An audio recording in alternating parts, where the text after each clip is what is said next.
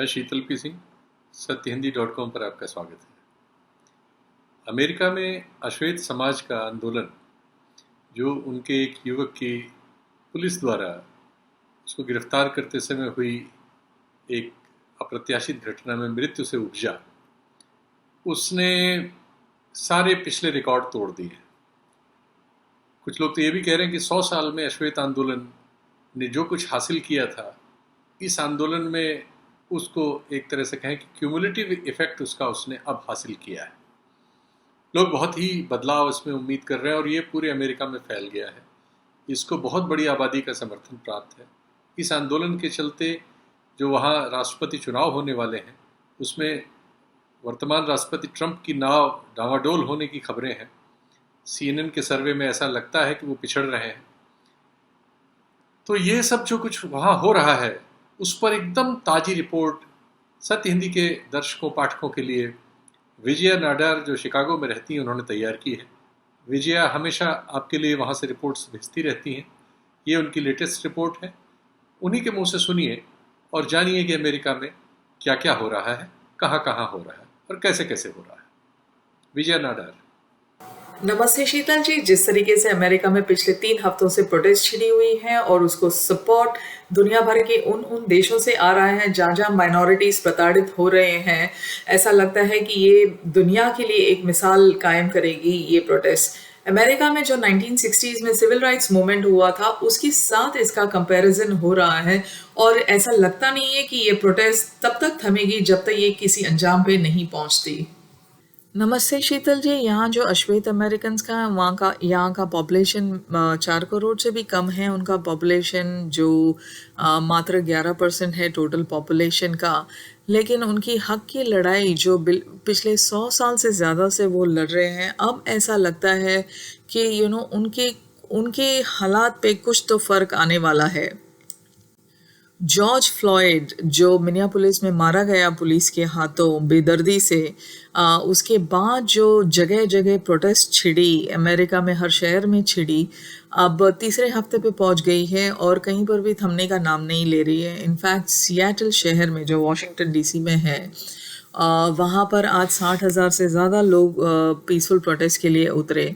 वहाँ पर एक एरिया है कैपिटल हिल, जहाँ पर पुलिस ने पिछले 4-5 दिनों के इतना एक्सेस वायलेंस के बाद वहाँ पर इतने लोगों की नाराज़गी हुई कि पुलिस ने उस एरिया को ही छोड़ दिया। ये कह दिया कि हम अब यहाँ नहीं, हम आपको सरेंडर कर देते हैं ये जगह। और लोगों ने वहाँ पर कब्ज़ा कर लिया उस एरिया को भी और उसके अगल बगल के एरिया को भी। और वहाँ पर पूरा दिन पीसफुल प्रोटेस्ट चलता रहा, गाना बाना होता रहा, लोग आपस में खाना बांट रहे थे, बड़ा पीसफुल माहौल था। जिसको देखकर शमा सावंत ने कहा कि पुलिस की वजह से दहशत फैलती है, कम नहीं होती है। जब लोगों ने कहा कि बिना पुलिस के कैसे शहर मैनेज होगा, तब ये बात शमा सावंत ने कहा कि पुलिस से ऐसा उनको कोई फ़ायदा हुआ नहीं। इनफैक्ट जब पुलिस वहाँ होती है टेंशन ज़्यादा बढ़ती है, वरना चुपचाप लोग सिर्फ अपना गम शेयर करते हैं। जगह जगह पर मांग उठ रही है कि पुलिस पावर्स ज़्यादा है। जब प्रेसिडेंट ट्रंप ने वहाँ की मेयर जेनी डंकिंस को धमकी दी कि तुम अपने शहर को प्लीज़ अपने वापस कंट्रोल ले लो, यहाँ के जो डोमेस्टिक टेररिस्ट, अपने लोगों को उन्होंने डोमेस्टिक टेररिस्ट बताया कि अगर इनसे कंट्रोल तुमसे नहीं होता तो मैं फोर्स भेजता हूँ। इस पे वहाँ के जो गवर्नर हैं जे इनली, उन्होंने कहा कि आप बिल्कुल ही एक निकम्मे प्रेसिडेंट हैं, आप प्लीज़ हमारे मामलों में दखल ना दें, हमारे शहर का कंट्रोल हम खुद ही कर लेंगे। मिनियापोलिस जहाँ पर ये सारा प्रोटेस्ट जहाँ शुरू हुआ, जहाँ जॉर्ज का कत्ल हुआ था, वहाँ पर ये डिफंड द पुलिस, ये मांग ज़बरदस्त उठी है जो चारों तरफ वो भी फैल रही है। उनका कहना है कि पुलिस को जो एक्सेस फंडिंग मिलती है, जैसे लॉस एंजलिस में सिटी का जो 54% बजट है वो सिर्फ पुलिस के हक में जाता है। उनको स्टाफिंग करना, उनको उनकी पूरी तैयारी करना। जबकि कोविड क्राइसिस में सारे यूएसए के सारे बड़े बड़े शहर एक्सपोज हो गए थे, बिकॉज अस्पतालों में यहाँ पर भी पीपी किट्स की शॉर्टेज हुई और वेंटिलेटर्स नहीं थे, हॉस्पिटल बेड्स की शॉर्टेज हुई। तो लोगों का कहना है कि पुलिस को इतना ज़्यादा आपने फंडिंग दे रखी है, लेकिन यहाँ के हॉस्पिटल्स को उतनी फंडिंग नहीं दे रखी है। ये इसकी वजह क्या है? तो वो चाहते हैं कि ब्लैक कम्युनिटी में जो पुलिस तैनात होते हैं हर वक्त, जैसे मिनियापोलिस में सिर्फ 12% ब्लैक पॉपुलेशन है, लेकिन उनके हर कॉलोनी में पुलिस होती है, पुलिस का हमेशा पहरा होता है। तो वो चाहते हैं कि जो फ्रीडम वाइट कम्युनिटी में है, जो पुलिस फ्री है, वहाँ का एजुकेशन सिस्टम अच्छा है, हेल्थ सिस्टम अच्छा है, वहाँ लोगों के पास नौकरियाँ हैं, इस वजह से क्राइम्स कम है। वो चाहते हैं कि ब्लैक कम्युनिटी भी उस तरीके का ही हो। और सियाटल में जो उन्होंने कब्जा किया कैपिटल हिल पे, उस एरिया को उन्होंने उसी तरीके का बना दिया है कि यहाँ पर सिटीजन इनिशिएटिव होगा, सोशल चेंज होगा, कम्युनिटी को एम्पावर किया जाएगा, ना कि पुलिस को एम्पावर किया जाएगा विद हमारे टैक्स पैसे से। तो इंटरेस्टिंग बात ये है कि अगर अमेरिका में ऐसी कोई चीज़ होती है, जैसे मिनियापोलिस में उनका कहना है कि हमको पुलिस सिस्टम ही नहीं चाहिए, उसके बजाय हम एक ऑल्टरनेटिव सिस्टम खड़ा करेंगे। तो it would be interesting to watch कि अमेरिका में अगर एक ऐसा मॉडल कुछ खड़ा होता है तो शायद दुनिया में भी ऐसा मॉडल फैल सकता है। जैसे बहुत सारे यूरोपियन कंट्रीज़ में पुलिस बहुत ही लिमिटेड पुलिस है और फंडिंग उतनी है नहीं। जहाँ पर पुलिस सिस्टम्स नहीं निकालने की बात हो रही है, जहाँ डिफंडिंग की बात हो रही है, उनका कहना ये है कि पुलिस का जो बजट है वो 50% कम किया जाए। स्पेशली पुलिस को जो बहुत सारे पावर्स दे रखे हैं, जैसे टू डील विथ होमलेसनेस, अगर किसी के पास घर नहीं है और वो रास्ते पे भटकता हुआ दिख रहा है तो पुलिस उसको पकड़ के जेल में डाल देती है, जबकि ये एक सोशल इशू है, ना कि क्राइम इशू है। और सियाटल में एक लेडी मेंटली अपना संतुलन खो बैठी थी, प्रेग्नेंट थी, और पुलिस को कॉल गया कि वो डिस्टर्ब कर रही है और पुलिस ने उसको वहीं पर शूट कर दिया। और इस पर भी लोगों में बहुत गुस्सा उमड़ा कि ये अगेन एक इट्स अ सोशल इश्यू। अगर किसी को बुलाना चाहिए था तो किसी सोशल वर्कर को बुलाना चाहिए था, या किसी साइकेट्रिस्ट को बुलाना चाहिए, साइकोलॉजिकल काउंसलर को बुलाना चाहिए था, ना कि पुलिस को बुलाना चाहिए था। प्लस पुलिस हर स्कूल में तैनात होती है, तो स्कूल्स में पुलिस की क्या ज़रूरत है? इस तरीके के मांग उठ रहे हैं कि जहाँ उनकी ज़रूरत नहीं है उनको वहाँ से दूर रखा जाना चाहिए। उसका मतलब है डिफंडिंग। और बहुत सारे जो वाइट अमेरिकन्स हैं जो डिस्टर्ब हुए कि पुलिस के बगैर हम कैसे रहेंगे, या पुलिस अगर फंडिंग कम हो जाती है तो हमको प्रोटेक्शन कौन देगा। जैसे एक्ट्रेस नैटली पोर्टमैन, उसने ब्लैक लाइव्स की जो फाउंडर मेंबर हैं, उनको जब पूछा कि हम पुलिस के बगैर कैसे हम रहेंगे, मेरे को डिस्कम्फर्ट होता है ये सोचकर, तो जब नैटली पोर्टमैन को समझाया गया कि आपको जब वाइट पॉपुलेशन के लिए पुलिस आती है तो नुकसान ब्लैक पॉपुलेशन का होता है, आपकी सिक्योरिटी के लिए पुलिस आती है तो वो हमारे खिलाफ दहशत में खड़ी होती है। तो पुलिस का तो इसीलिए हम चाहते हैं कि कम्युनिटी में रिफॉर्म्स हो, जिससे पुलिस की ज़रूरत ही ना पड़े। क्राइम आने के बाद अगर पुलिस आती है तो ऐसी पुलिस का क्या फ़ायदा जो हमारे हक में काम नहीं करती है। ये बात अभी बहुत सारे यंग अमेरिकन्स जो वाइट अमेरिकन्स उनको समझ आने लगी है, उनको शर्म आने लगी है कि हमारे देश में ऐसे इतने सालों से, इतने दशकों से अश्वेत लोगों के खिलाफ इतना अत्याचार हो रहा है, और ये बाहर भी ये इतना इसकी इल्म भी हमको नहीं थी, या हम तो नकार दे रहे थे इस इश्यू को।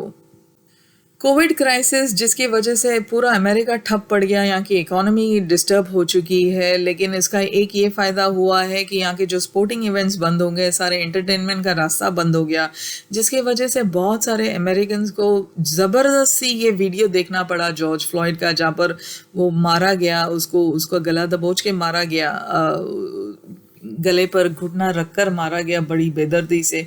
वो लोगों को देखना पड़ा, उसके ऊपर चर्चा करना पड़ा, प्रोटेस्ट में हिस्सा लेना पड़ा, क्योंकि इन सब चीज़ के लिए इनके पास टाइम था।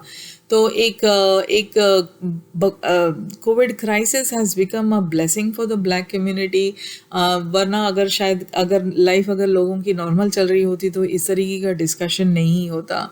इसमें से जो भी निकलेगा वो मुझे लगता है कि वो पूरे पूरे दुनिया के लिए एक मॉडल साबित होगा। फिलहाल शुक्रवार को सेनेट में एक बिल भी प्रेजेंट किया गया है, जिसका रिजल्ट हमें इस महीने के एंड पे पता चलेगा कि वो बिल पास होता है या नहीं, फॉर पुलिस रिफॉर्म्स, जहाँ पर पुलिस के जो पावर्स हैं उसको कर्व करने की कोशिश की जा रही है कि उनको जो नो नॉक वारंट, मतलब बिना नॉक किए किसी के भी घर पे पहुंच जाना, specially in a drug case, या तो फिर किसी को इतनी ज़ोर से दबोचना कि उसकी मौत हो जाए, या पुलिस के अगेंस्ट जो भी कंप्लेंट्स हो उसके ऊपर डिपार्टमेंट जो एक्शन नहीं लेती है। ये सारे रिफॉर्म सजेस्ट किए गए हैं कि अगर पुलिस के अगेंस्ट कोई कंप्लेंट्स हैं तो उनकी भी एक फ़ाइल बननी चाहिए, जो अलग अलग डिपार्टमेंट में जब उनकी पोस्टिंग होती है तो उस फाइल को भी साथ में जाना चाहिए ताकि उसका रिकॉर्ड रखा जाए और एक इंडिपेंडेंट बॉडी उनके ऊपर एक्शन ले, ना कि इंटरनली ले। अभी जिस तरीके से डेरेक चौविन जिस ऑफिसर ने घुटने से मार दिया जॉर्ज फ्लॉयड को, उसके अगेंस्ट भी कोई एक्शन नहीं होता अगर इतना सारा प्रोटेस्ट नहीं होता। उसके अगेंस्ट ऑलरेडी 18 कंप्लेंट्स थे लेकिन उस पर कोई भी एक्शन नहीं हुआ, जिसकी वजह से उसने फिर ये इस तरीके का कदम उठाया जिसकी वजह से जॉर्ज फ्लॉयड की मौत हुई। और इसकी वजह से ये भी अजीब बात ये है कि उसका अरेस्ट के उसके 4 दिन के अरेस्ट के बाद, बाकी के जो 4 ऑफिसर्स हुए उनके अरेस्ट के बाद भी इतना अजीब सिचुएशन है कि अगर उसको जेल भी हो जाती है, जो मुश्किल है होना, 40 साल तक अगर उसे जेल भी हो जाती है तो उसका पेंशन जो है, जो करोड़ों में है, उसका पूरा लाभ मिलेगा, उसमें कोई कटौती नहीं होगी। इस सब चीज़ों से लोगों को ऐसे लगता है कि पुलिस को कुछ ज़्यादा ही फंड्स दिए जा रहे हैं, जिसमें अभी बदलाव लाना बहुत ज़रूरी है। और एक अच्छी बात ये हुई है कि यहाँ के जो ट्रम्प ने यहाँ मिलिट्री तो उतार दी, लेकिन ये भूल गए शायद कि मिलिट्री में 60% से ज़्यादा लोग अश्वेत ही हैं और उनको शर्म आ रही थी कि अपने ही लोगों के खिलाफ वो गोली मारे, अपने ही लोगों के खिलाफ इतनी दहशत फैलाएं। और इस वजह से बहुत सारे ऑफिसर्स ने मना कर दिया कि हम प्रोटेस्टर्स पे हाथ नहीं उठाएंगे। Same thing happened with the police officers too. Police officers को भी ऐसे लगा कि हम हमारे ही लोगों के खिलाफ इतना कैसे इतना दहशत कैसे फैला सकते हैं। जिस तरीके से उनको गोली मारी गई, रबर बुलेट्स मारे गए, जिस तरीके से टीयर गैस छोड़े गए, जिस तरीके से पानी के फव्वारे मारे गए, जिस तरीके से फ्लैश गन्स मारे गए, जिससे एक डर का माहौल पैदा हो गया, टीयर गैस छोड़े गए, आंखों में मिर्ची झोंक दिए गए। तो ये सब जब इस सब के वीडियोस बाहर आने लगे तो लोगों को ऑटोमेटिकली शर्म आने लगी कि हमारे देश में ये हो रहा है।